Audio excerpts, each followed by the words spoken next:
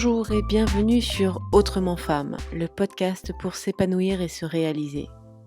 Je m'appelle Marielle, je suis sophro-coach de vie et j'accompagne les femmes débordées entre famille et travail à retrouver du temps pour elles.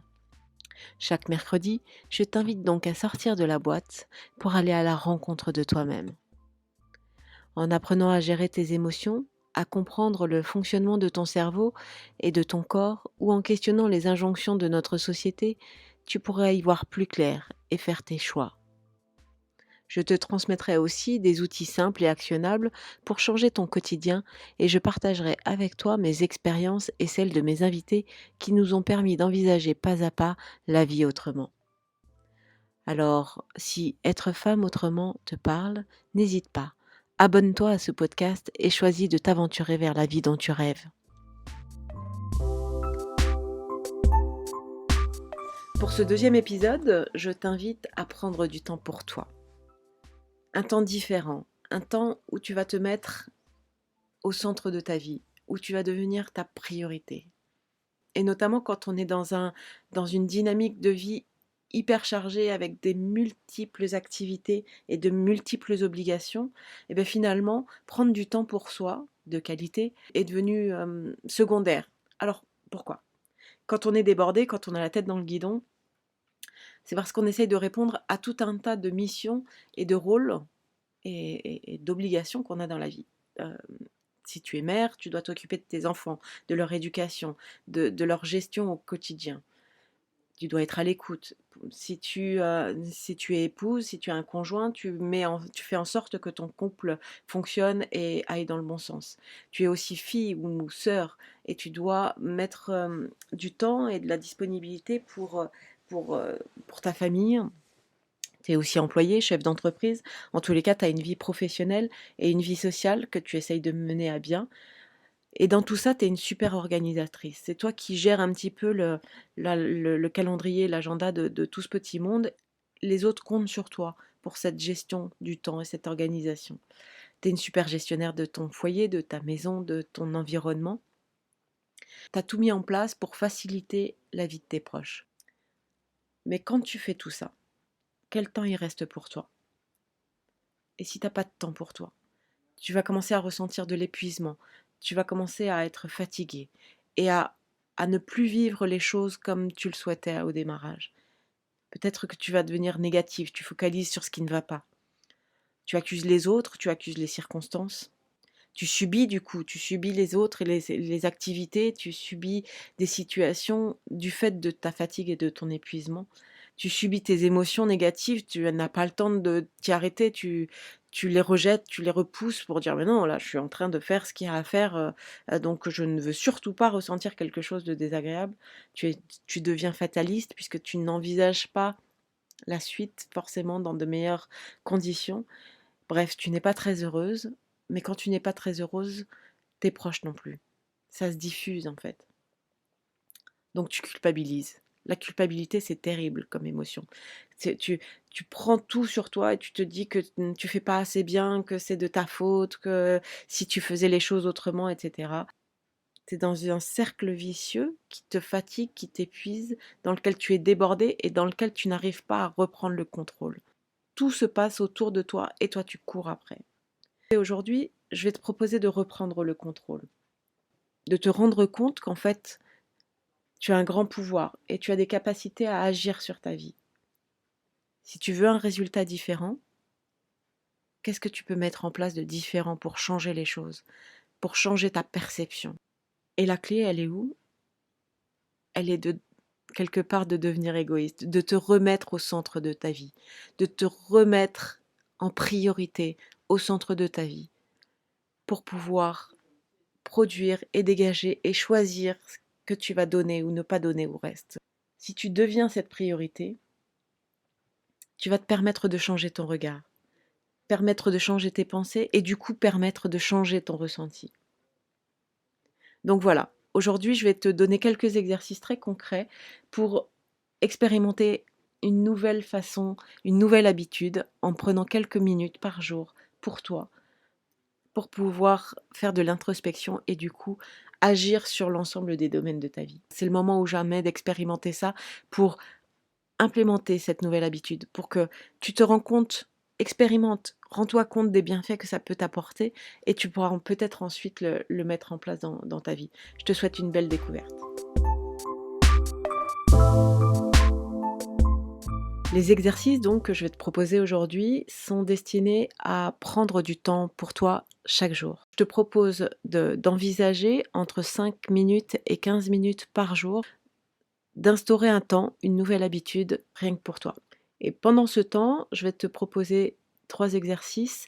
Le premier va être autour de la respiration et notamment autour de la cohérence cardiaque pour calmer ton corps et ton esprit. Le deuxième sera vraiment sur la méditation avec la prise de contact avec l'instant présent pour calmer le flux de ta rumination mentale. Et le troisième va être autour d'un exercice d'écriture qui est un peu le socle et la base de la prise de conscience pour faire évoluer les choses dans ta vie. Mais avant de démarrer un petit peu ces différents exercices, j'aimerais te proposer un exercice de visualisation pour que tu comprennes en quoi prendre ce temps pour toi, ce temps d'introspection peut changer les choses. Donc je te propose de visualiser, d'imaginer devant toi un grand vase en verre transparent, très beau, avec de très belles lignes. Et ce vase-là représente ton temps. Tu sais qu'on a tous 24 heures par jour, qu'on a tous le même quota de temps par jour, par semaine, par année. Et que ce temps-là, on le remplit au fur et à mesure de nos activités, de nos obligations, de nos envies, de nos choix. Et quand on est débordé, en fait, on a trop de choses dans ce vase du temps, dans cet espace-temps, il y a trop de choses et on n'arrive plus à y voir clair. Donc je te propose vraiment de visualiser ce que tu vas mettre dans ce vase. Par exemple, on peut imaginer des belles boules, des belles et grosses boules, et ces boules-là, qui sont très lisses, très belles et très lumineuses, sont vraiment les choses que tu as envie de faire, les choses qui correspondent à tes valeurs, qui sont vraiment importantes, ce que tu as envie de réaliser, tes rêves, ton développement, ton épanouissement, ton bonheur. Ça correspond aux actions que tu dois mettre en place pour cet épanouissement-là et pour ce qui est vraiment important dans ta vie. Et ça, c'est représenté par des grosses boules. Ensuite, tu as des moyennes boules. Les moyennes boules, on est plus dans toutes ces occupations qui ont de l'importance, qui sont incontournables et qui prennent du temps et de l'énergie, mais qui sont un petit peu le socle et les briques, la construction de ta vie. Ensuite, on a des petites boules. Les petites boules, c'est plus l'action du quotidien, de l'ordre de la contrainte, de l'ordre de la répétition des petites choses sans trop d'importance, mais qui sont nécessaires pour faire avancer le système, j'allais dire. Et ensuite, tu as le tas de sable. Et le tas de sable, c'est toutes ces petites actions qui te mangent du temps au quotidien et qui n'ont pas de sens et pas d'utilité derrière, pas de choix. C'est le temps qu'on va te voler en t'interpellant, en te passant des coups de téléphone inutiles, à passer du temps devant des écrans, à perdre du temps, à procrastiner ou à faire des choses qui n'ont pas d'intérêt ou pas de sens et qui vont grignoter ton temps sans même qu'on s'en rende compte.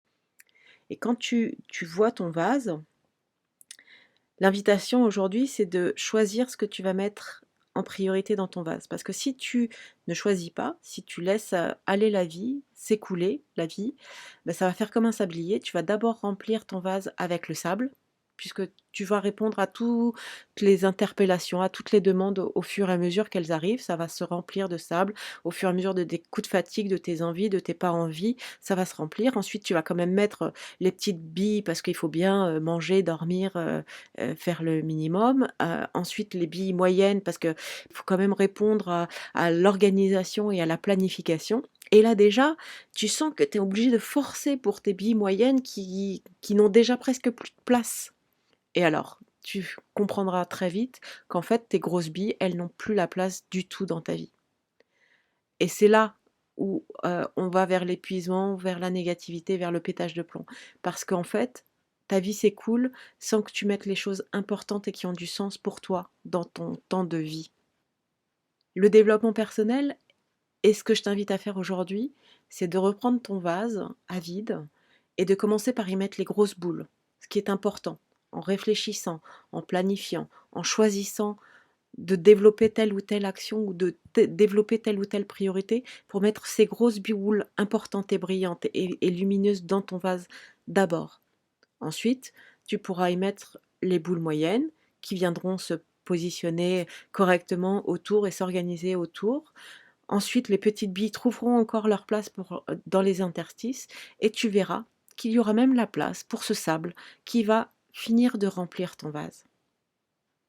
Et ce qui reste de rester sur le côté, ce ne sera pas tes billes, ce ne sera pas tes grosses boules importantes de vie, ce sera juste le sable. Et tu verras que tu peux mettre beaucoup plus de choses finalement dans ton vase et il y a de la place pour tout le monde à condition de commencer par les grosses boules, à commencer par, par, à commencer par ce qui est important et ce qui a du sens pour toi.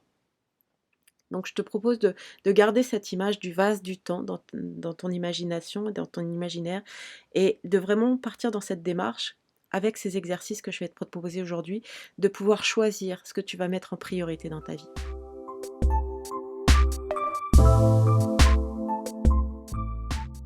La première chose à faire, c'est de t'organiser un espace et un temps où tu vas pouvoir prendre entre 5 et 15 minutes pour toi chaque jour.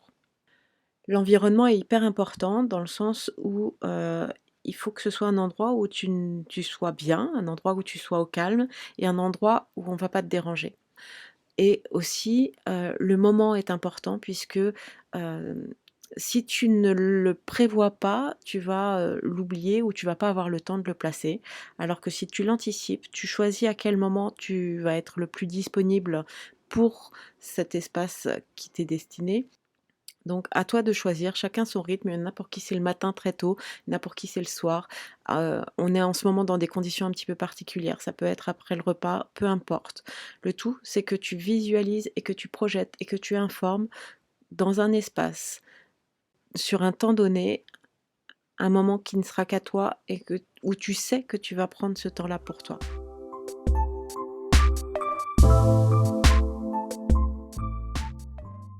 Le premier exercice va être autour de la respiration et plus particulièrement de la cohérence cardiaque. Poser notre attention sur la respiration, sur les mouvements respiratoires et sur une respiration abdominale. C'est-à-dire que tu vas au début faire l'effort, mais ensuite tu verras que ça vient naturellement pour remplir ton ventre, pour voir le mouvement de la respiration au niveau de ton ventre, ce qui va amplifier le volume respiratoire dans ta cage thoracique. Donc pour commencer, pour ouvrir ce temps, commence par 3 grandes respirations, très grandes respirations. Tu inspires lentement, tu expires lentement. Et puis, on va commencer par 5 minutes de cohérence cardiaque. Qu'est-ce que c'est que la cohérence cardiaque? En fait, c'est le contrôle de la respiration pour contrôler ton stress et tes émotions, pour faire le vide dans le brouhaha mental que tu peux percevoir. Ça va vraiment agir directement sur ton stress, mais aussi sur ta pression artérielle. Ce qui va se passer en gérant cette respiration par la cohérence cardiaque, c'est que tu vas agir sur ton système nerveux autonome. Dans le système nerveux autonome, tu as le système nerveux sympathique, qui est le système nerveux qui est destiné au passage à l'action, pour la fuite, le combat, l'accélération, la fréquence cardiaque, etc., pour l'action. Et le système parasympathique, qui lui est destiné à la récupération, à la relaxation, au repos et à la réparation. Et le système sympathique est activé par l'inspiration et le système parasympathique est activé par l'expiration. Du coup, en contrôlant le rythme de ta respiration, tu vas agir sur son système nerveux autonome et c'est là où tu vas avoir des effets directs sur ton stress, sur la relaxation de ton corps, mais aussi sur ton mental. Donc l'idée, c'est de prendre 5 secondes d'inspiration. 1, 2, 3, 4, 5 et 5 secondes d'expiration. Ça te fait à peu près 6 respirations par minute. C'est très simple à mettre en place. Tu inspires par le nez, tu expires par la bouche. À ce rythme-là, il y a des applications qui peuvent te donner le tempo si tu en as besoin. Et en fait, tu vas avoir plein de bienfaits qui vont être liés à cette respiration qu'on appelle la cohérence cardiaque. Et déjà là, de manière tout à fait immédiate, tu vas percevoir que ça va diminuer de beaucoup la rumination mentale, c'est-à-dire que toutes tes idées vont commencer à s'apaiser. Et une dernière chose, même pendant cette histoire de respiration, si tu as de nombreuses pensées qui viennent t'assaillir, c'est pas grave, ne résiste pas. Tu les laisses passer et tu te concentres de nouveau sur ta respiration.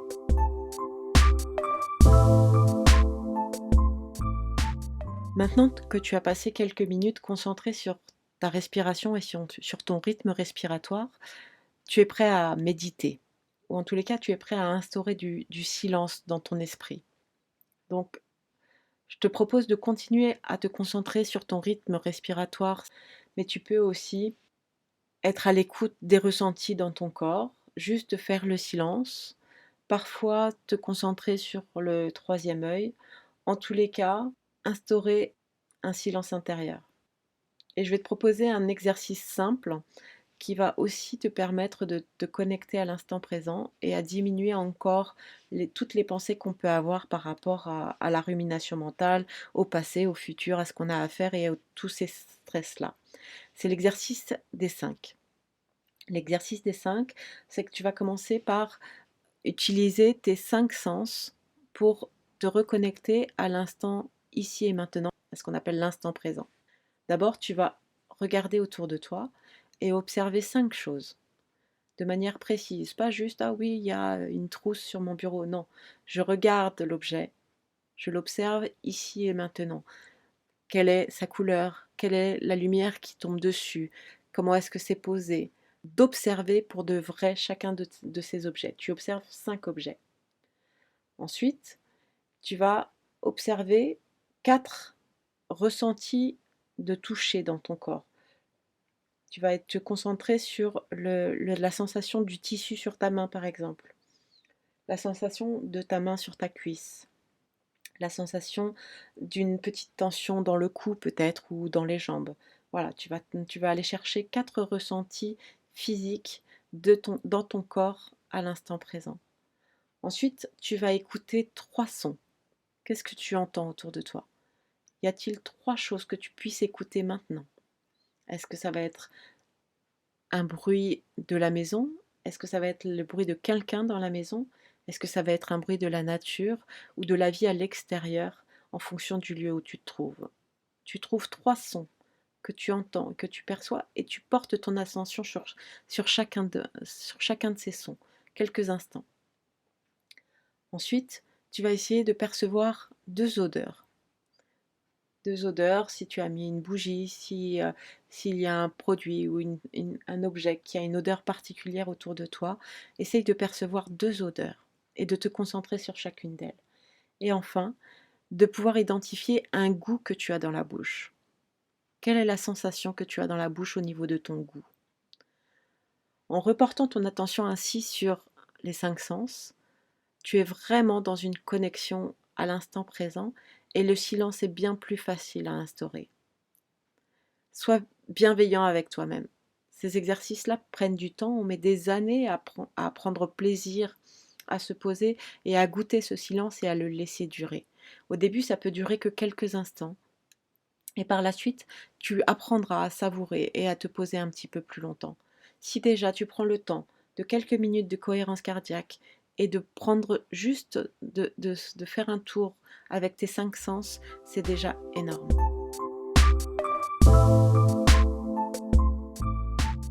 Le dernier exercice que je te propose aujourd'hui, c'est de commencer à écrire, à avoir un journal, à avoir un espace où tu vas pouvoir noter concrètement ce qui se passe à l'intérieur de toi. C'est vraiment de devenir un observatoire de ton monde intérieur et de pouvoir poser sur le papier ce qui se passe dans tes pensées, dans tes ruminations. Ça va te permettre vraiment d'améliorer ton quotidien parce que par l'écriture, tu vas pouvoir prendre conscience de ce que tu fais et tu vas pouvoir te projeter pour imaginer comment changer ce que tu fais et enfin tu vas pouvoir mesurer des résultats. Tu vas pouvoir dire aujourd'hui j'en suis là et peut-être que dans quelques jours, quelques mois, quelques années, tu pourras reprendre tes écrits mais surtout observer une évolution et observer ce que tu vas mettre en place et ce qui va permettre aux choses de changer. Écrire, ça va te permettre de prendre de la distance avec ta vie, avec tes émotions, avec tes ressentis. Ça va te permettre d'avoir un point de vue extérieur. Ça va te permettre de te poser des questions. Tu vas écrire tes questions, tu vas écrire les pistes qui pourraient être des réponses possibles. Ça va te donner de la clarté, ça va te donner de la visibilité sur ce qui se passe à l'intérieur de toi. Et surtout, ça va ancrer la démarche et ça va te libérer de la rumination. En fait, c'est comme quand on fait une liste de courses. Admettons qu'il te manque du lait. Et en fait, tu l'écris pas, tu te dis juste, tiens, ce soir, je dois aller chercher du lait quand je vais faire mes courses. Et pendant toute la journée, ton esprit, pour pas oublier le lait, pendant toute la journée, l'idée qu'il faut que tu achètes du lait va revenir 50, 100 fois, 200 fois dans ton esprit en disant, ah oui, au fait, il faut pas que j'oublie d'acheter du lait ce soir. Je ne sais pas si tu as expérimenté ça, mais ça s'appelle l'art de la liste. Mais dès lors où tu auras posé sur ta liste de courses le tiret lait, ton esprit est libéré. Il est plus obligé de revenir à l'action pour te dire ah au fait n'oublie pas le lait. Eh bien en fait le fait d'écrire ça va te libérer de cette rumination. Imagine que tu as une émotion forte ou que tu as un sentiment désagréable ou que tu rumines après ton collègue. Le fait de le poser par écrit ça va te libérer de l'espace mental et de l'espace intérieur. Donc pour ça c'est hyper bénéfique d'écrire. Donc, qu'est-ce que tu vas écrire? Dans un premier temps, au début, on est un peu perdu, on ne sait pas trop ce qu'on va écrire. Je te propose de plutôt écrire ton état d'esprit. En fait, de développer un petit peu ce qui te prend de la place dans ton espace mental. Et peut-être pour commencer, parce que je pense que cet exercice d'écriture est la base sur un développement personnel, mais aussi sur du coaching. C'est vraiment un outil hyper puissant, donc j'en reparlerai de manière très précise avec des exercices et des questions beaucoup plus précises par la suite. Mais pour commencer, ce que je te propose de faire, c'est d'écrire ce qui te prend la tête en ce moment, mais surtout peut-être tu peux créer 2 colonnes avec une colonne positive et une colonne négative, pas pour mettre c'est bien, c'est mal, c'est plus dans l'ordre de tes pensées. Si tes pensées sont plutôt positives ou si tes pensées sont plutôt négatives, juste pour observer quelle est ta tendance naturelle. Observer combien tes pensées vont vers le négatif. Parfois, ça peut être déjà une première prise de conscience qui est hyper intéressante et de voir qu'est-ce qui prend le plus de place dans ton esprit en ce moment. Donc de noter dans ces colonnes, déjà si c'est plutôt des idées positives ou plutôt des idées négatives, et de pouvoir t'expérimenter si tu as envie, de transformer ton idée. Si tu te rends compte que ta pensée, elle est plutôt dans l'observation du verre à moitié vide, essaye de transformer la même pensée en la tournant sur le verre à moitié plein. Comme ça, d'ores et déjà, ça va te permettre de switcher un petit peu sur cette pensée-là et tu vas pouvoir observer que ça va avoir de la résonance. En fait, tu vas pouvoir poser des intentions, tu vas pouvoir poser des sujets de réflexion, tu vas pouvoir aussi y poser des gratitudes ou des réussites. Aujourd'hui, je suis content parce que j'ai fait ça et je suis super fière de moi. C'est important d'y mettre des choses positives. Si tu mets que ce que tu n'as pas bien fait, ce pourquoi tu n'es pas fier ou ce pourquoi tu te juges, ça va être un cumul de choses très négatives que tu sais déjà. Donc l'idée, ça va être encore une fois de plus tirer pour aller noter des choses qui vont inspirer du positif dans ta vie. Ça va te permettre aussi de structurer tes idées, ça va te permettre de visualiser. Je t'invite vraiment à expérimenter ces trois exercices de manière très simple et toujours avec beaucoup de bienveillance avec toi-même parce que c'est vraiment le démarrage de ton développement personnel et du chemin que tu peux prendre pour te remettre au centre de ta vie et aller vers ce qui compte pour toi.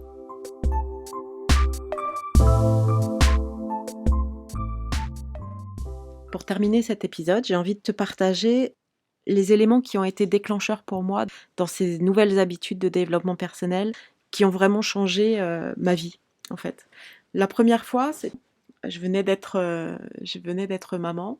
Quand on devient maman, en tous les cas, ça fait remonter aussi beaucoup d'émotions et une espèce d'intériorité que j'avais pas pris le temps de regarder avant. Et j'étais maman, il fallait que je gère mon job de maman. Et vraiment, j'ai eu une prise de conscience à un moment donné où je me sentais pas très bien dans mes baskets. Et je devais gérer mon quotidien. J'étais mère célibataire à l'époque.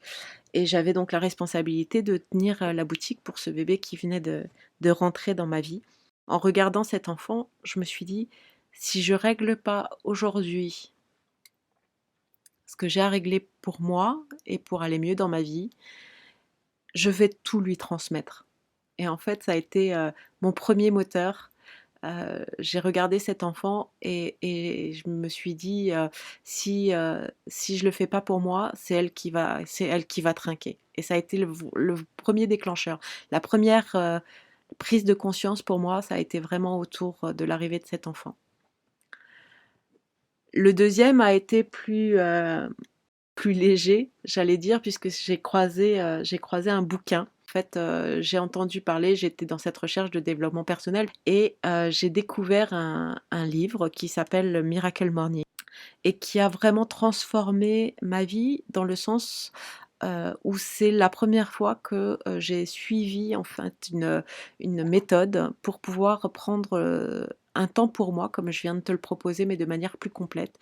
Le Miracle Morning propose de prendre entre 30 minutes et 1 heure de temps le matin pour écrire, méditer, faire du sport, avoir de la gratitude, quoi. Il y a plusieurs choses à faire comme ça sur ce temps-là. Et donc, je me suis expérimentée à cette routine matinale et là, j'ai vraiment constaté à quel point ma journée était différente. En méditant le matin, en prenant ces quelques minutes pour moi avant de débuter ma journée était totalement transformée. Et là, j'ai été vraiment incroyablement surprise et je crois qu'à ce moment-là, j'ai pris conscience que j'avais la capacité d'agir sur mon mental et que comme on fait du sport en s'entraînant régulièrement, notre capacité et notre performance augmentent. On a la capacité d'agir sur son mental, sur son esprit. Quand j'ai commencé le Miracle Morning, j'arrivais avec beaucoup moins de stress, beaucoup plus reposée. J'étais impressionnée par ma capacité de concentration qui était accrue, ma capacité à prendre des décisions, à ne pas me laisser submerger justement par le stress. La prise de conscience que je souhaiterais te proposer grâce à ces exercices, c'est qu'en te remettant au centre de ta vie, en prenant ces quelques minutes pour toi, tu vas voir que tu vas pouvoir transformer les choses autour de toi. Tu vas te rendre compte qu'en agissant sur toi, en changeant toi, les autres vont changer également. Tu vas pas avoir besoin de dire, de te fâcher, d'intervenir directement. En changeant ta résonance, en changeant ta vibration, les autres vont changer également. Et ça, c'est vraiment la puissance du développement personnel et la puissance de cet intérêt-là. C'est pas égoïste. Ne te sens pas coupable de prendre soin de toi. C'est juste l'essentiel et c'est par ce biais-là que tu arriveras à changer tout ton univers. Je te souhaite une très belle découverte. Si tu veux, j'ai pris quelques notes. Tu peux retrouver les notes de ce podcast toujours sur ma page Facebook Autrement Femme. J'ai pris quelques notes très claires pour pouvoir suivre ces exercices. Je te souhaite une très belle semaine et je te dis à très bientôt. Au revoir.